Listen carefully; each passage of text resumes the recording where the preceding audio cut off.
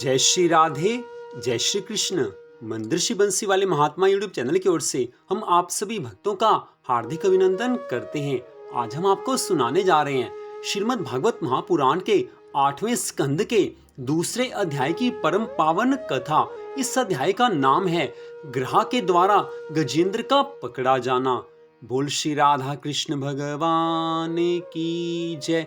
बोल श्रीमद् भागवत महापुराण की जय।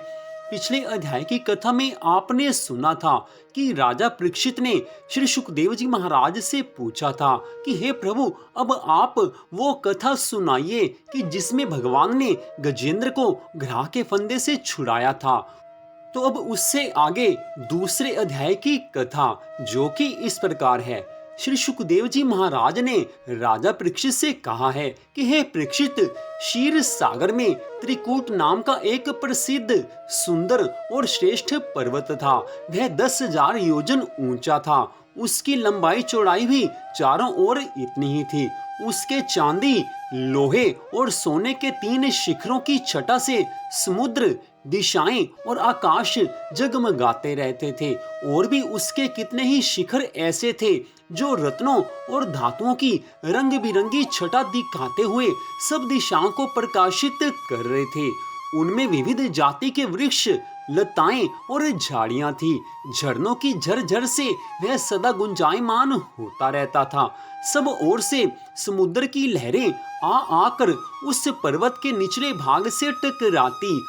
उस समय ऐसा जान पड़ता मानो वे पर्वत राज के पांव पखार रही हों।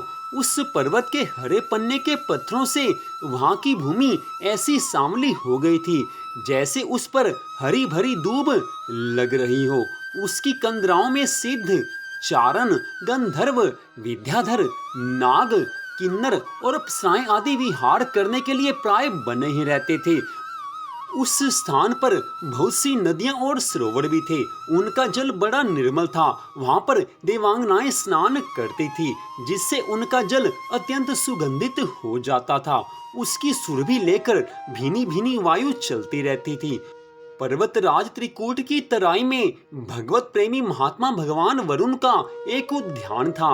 उसका नाम था ऋतुमान। उसमें देवांगनाएं क्रीड़ा करती रहती थी। उसमें सब ओर से ऐसे दिव्य वृक्ष शोभायमान थे जो फलों और फूलों से सर्वदा लदे ही रहते थे। उस उद्यान में मंदार, पारिजात, गुलाब, अशोक, चंपा, तरह तरह के आम, प्याल, कटहल, आमड़ा, सुपारी, नारियल, खजूर, बिजोरा, महुआ, साखू, ताड़, तमाल, असन, अर्जुन, रीठा तथा और भी बड़े बड़े सुंदर वृक्ष लहराते रहते थे। उस उद्यान में एक बड़ा भारी सरोवर था। उसमें सुनहरे कमल खिल रहे थे। प्रकृति का ऐसा सुंदर दृश्य वहां पर शोभायमान था कि जैसा दृश्य और कहीं नहीं हो सकता। उस पर्वत के घोर जंगल में बहुत सी हथनियों के साथ एक गजेंद्र निवास करता था। वह बड़े बड़े शक्तिशाली हाथियों का सरदार था। एक दिन वह उसी पर्वत पर अपनी हथनियों के साथ कांटे वाले कीचक, बांस, बैंत, बड़ी बड़ी झाड़ियों और पेड़ों को रौंदता हुआ वहां पर घूम रहा था। उसकी गंध मात्र से सिंह, हाथी, बाघ, गैंडे आदि हिंसक जंतु, नाग तथा काले गोरे शरभ और चमड़ी गाय आदि डर कर भाग जाया करते थे। और उसकी कृपा से भेड़िए, सुअर, भैंसे, रीछ, शल्य, लंगूर तथा कुत्ते, बंदर, हिरन और खरगोश आदि क्षुद्र जीव सब कहीं निर्भय होकर विचरते रहते थे। उसके पीछे पीछे हाथियों के छोटे छोटे बच्चे दौड़ रहे थे। बड़े बड़े हाथी और हथनियां भी उससे घेरे हुए चल रही थी। उसकी धमक से पहाड़ एक बारगी कांप उठता था। उसके घंडस्थल से टपकते हुए मद का पान करने के लिए साथ साथ भंवरे उड़ते जा रहे थे। मद के कारण उसके नेत्र विहल हो रहे थे। उस समय बड़े जोर की धूप थी, इसलिए वह व्याकुल हो गया और उसे तथा उसके साथियों को प्यास भी सताने लगी। उस समय दूर से ही कमल के पराग से सुवासित वायु की गंध सूंघकर वह उसी सरोवर की ओर चल पड़ा जिसकी शीतलता और सुगंध लेकर वायु आ रही थी। थोड़ी ही देर में वेग से चलकर वह उस सरोवर के तट पर जा पहुंचा। उस सरोवर का जल अत्यंत निर्मल और अमृत के समान मधुर था। सुनहरे और अरुण कमलों की केसर से वह महक रहा था। गजेंद्र ने पहले तो उसमें घुसकर अपनी सूंड से उठाकर जी भरकर पानी पिया, फिर उस पानी में स्नान करके अपनी थकान मिटाई। गजेंद्र गृहस्थ पुरुषों की भांति मोहग्रस्त होकर अपनी सूंड से उस जल की फुहारें छोड़ कर साथ की हथनियों और बच्चों को नहलाने लगा तथा उनके मुंह में सूंड डालकर वो जल पिलाने लगा। भगवान की माया से मोहित हुआ गजेंद्र उन्मत्त हो रहा था। उस बेचारे को इस बात का तो पता ही नहीं था कि मेरे सिर पर बहुत बड़ी विपत्ति मंडरा रही है। वो तो निश्चिंत होकर वहां पर विहार कर रहा था। हे राजा परीक्षित, गजेंद्र जिस समय इतना उन्मत्त हो रहा था उसी समय प्रारब्ध की प्रेरणा से एक बलवान ग्रह ने क्रोध में भरकर उसका पैर पकड़ लिया। इस प्रकार अकस्मात विपत्ति में पड़कर उस बलवान गजेंद्र ने अपनी शक्ति के अनुसार अपने को छुड़ाने की बड़ी चेष्टा की, परंतु छुड़ा नहीं सका। दूसरे हाथी हथनियों और उनके बच्चों ने देखा कि उनके स्वामी को बलवान ग्रह अर्थात मगरमच्छ बड़े वेग से खींच रहा है और वे बहुत घबरा रहे हैं। उन्हें बड़ा दुख होने लगा है। वे बड़ी विकलता से चिंघाड़ने लगे। भूतों ने उसे सहायता पहुंचाकर जल से बाहर निकाल लेना चाहा, परंतु भाग्य के लिखे को कौन मिटा सकता है। वो सभी गजेंद्र को उस जल से बाहर निकालने में असमर्थ रहे। गजेंद्र और ग्रह अपनी अपनी पूरी शक्ति लगाकर भिड़े हुए थे।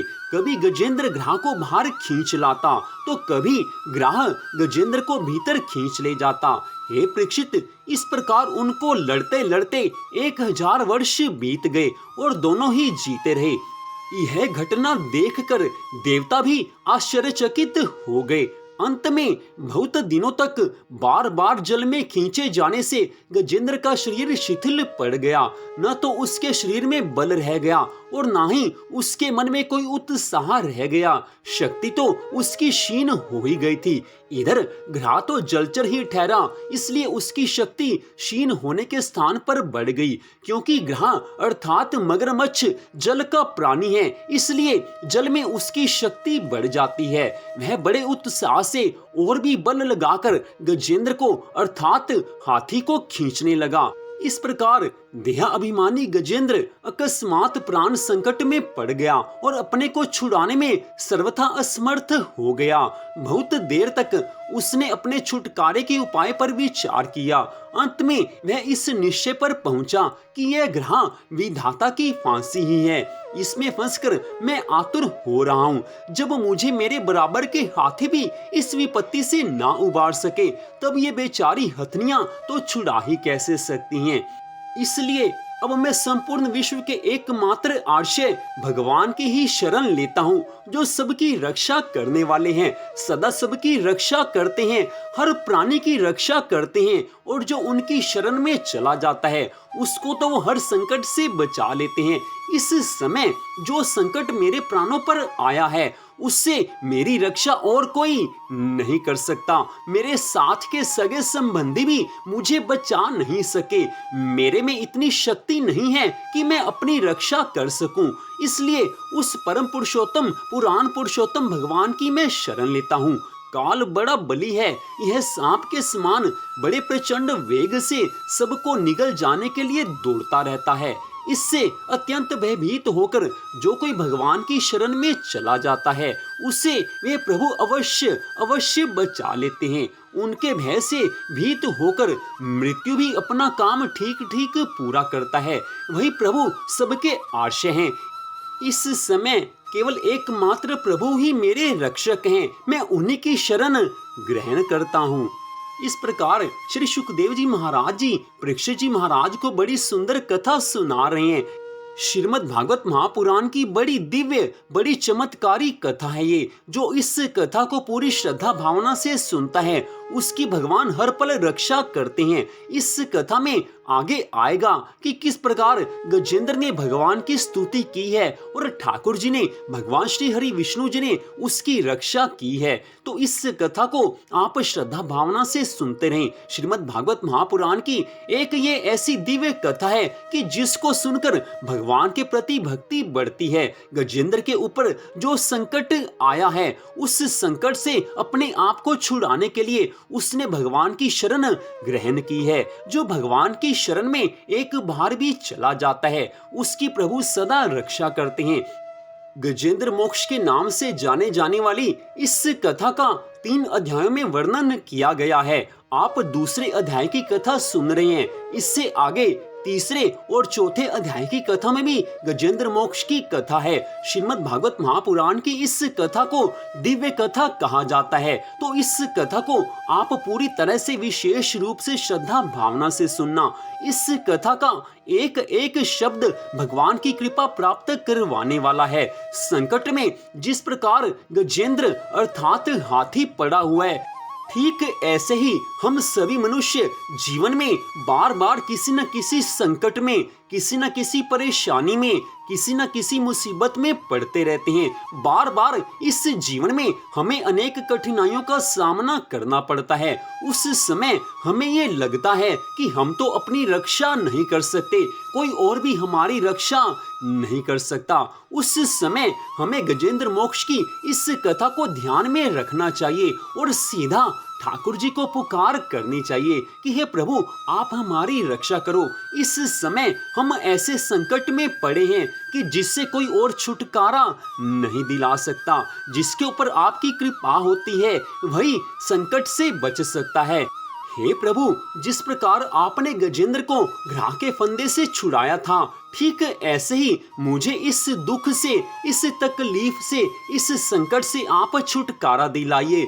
सीधे अपने ठाकुर जी से, अपने भगवान से ये प्रार्थना करनी चाहिए। अपने इष्ट देव से की गई प्रार्थना को भगवान सदा स्वीकार करते हैं। भगवान तो राह देखते हैं कि कब मेरा भक्त मेरी शरण में आए, ताकि उसका इस संसार सागर से उद्धार कर सकूं, उसके सभी संकटों को मैं दूर कर सकूं। आज की इस कथा में एक बात तो स्पष्ट समझ में आती है कि जब गजेंद्र संकट में भगवान को पुकारता है, वो तो हाथी था, लेकिन हम तो मनुष्य हैं। मनुष्य योनि में भगवान ने हमें जन्म दिया है। इसलिए उस गजेंद्र से, उस हाथी से शिक्षा लेकर हमें भी भगवान को पुकारना चाहिए। चाहे सुख का समय हो, चाहे दुख का समय हो, सदा भगवान से प्रीति लगा कर रखनी चाहिए। जो सदा भगवान को याद रखते हैं, उनकी ठाकुर जी सदा रक्षा करते हैं। आज की इस कथा से यही शिक्षा हमें मिलती है। तो यहीं पर श्रीमद् भागवत महापुराण के 8वें स्कंद के दूसरे अध्याय की कथा का विश्राम होता है। इससे अगले अध्याय की कथा में आप सुनेंगे कि किस प्रकार गजेंद्र ने भगवान की सुंदर स्तुति की है और किस प्रकार भगवान श्री हरि विष्णु जी ने उसकी रक्षा की है। तो आज की इस कथा में इतना ही। मंदिर बंसी वाले महात्मा यूट्यूब चैनल की ओर से इस कथा को आपने सुना, आप सबका हार्दिक धन्यवाद। कृपया हमारे चैनल को आप सब्सक्राइब कर लीजिए ताकि भगवान की अन्य सभी कथाओं को आप सुन सकें। भगवान श्री राधा कृष्ण जी की श्रीमद् भागवत महापुराण की कृपा सदा आप सब पर, आपके परिवार पर बनी रहे। माँ लक्ष्मी का सदा के लिए आपके घर में वास हो। इसी मंगल कामना के साथ जय श्री राधा रानी सरकार की, जय श्री कृष्ण भगवान की, जय श्रीमद् भागवत महापुराण की, जय श्री सुखदेव जी महाराज की। जय जय श्री राधे, जय जय श्री राधे, जय जय श्री राधे श्याम।